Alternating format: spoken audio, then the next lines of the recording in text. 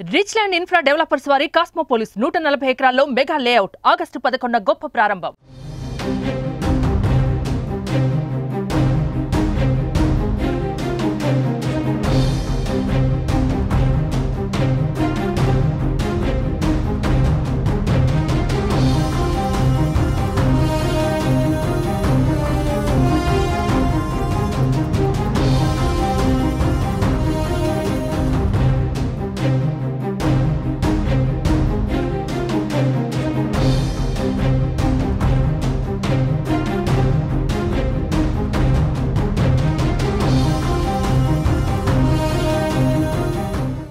Telangana CM Revanth Reddy America పర్యటన విజయవంతంగా ముగిసింది. అక్కడి నుంచి దక్షిణ కొరియా రాజధాని సియోల్ నగరానికి చేరుకున్నారు.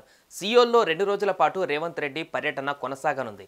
ఇక అమెరికా పర్యటన ముగించుకొని సియోల్ వెళ్తున్న క్రమంలో డ్రైవర్లెస్ కారులో సీఎం రేవంత్ రెడ్డి ప్రయాణించారు. ఇందుకు సంబంధించిన వీడియోలు సోషల్ మీడియాలో వైరల్ అవుతున్నాయి.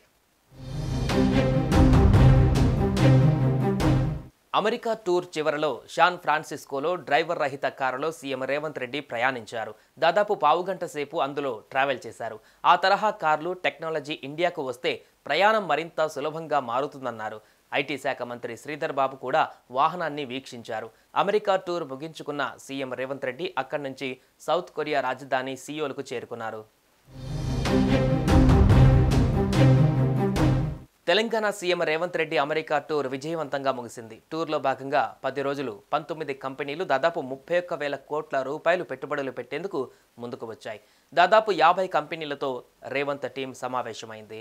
Artificial intelligence, pharma, life sciences, విద్యుత్ వాహనాలు, డేటా సెంటర్లు, ఐటీ వంటి రంగాలలో పెట్టుబడులు పెట్టే దిశగా ఆయా కంపెనీలు ముందుకు వచ్చినట్లు ప్రభుత్వ వర్గాలు తెలిపాయి. అమెరికా పర్యటనపై సీఎం రేవంత్ రెడ్డి సంతృప్తి వ్యక్తం చేశారు. తెలంగాణలో పెట్టుబడులు పెట్టేందుకు ప్రపంచంలోని పేరు పొందిన కంపెనీలతో సంప్రదింపులు జరిపామన్నారు. ముఖ్యంగా స్కిల్ యూనివర్సిటీ ఏర్పాటు, ఆర్టిఫిషియల్ ఇంటెలిజెన్స్, ఫ్యూచర్ సిటీ నిర్మించే దిశగా అడుగులు వేశామన్నారు.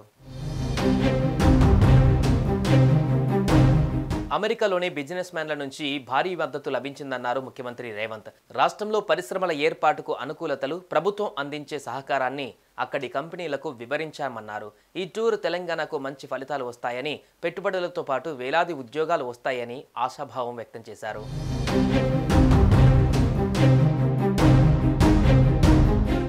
సుమన్ టీవీలో మీ పర్సనల్ అండ్ బిజినెస్ ప్రమోషన్స్ కోసం కింది నెంబర్కి కాంటాక్ట్ చేయండి.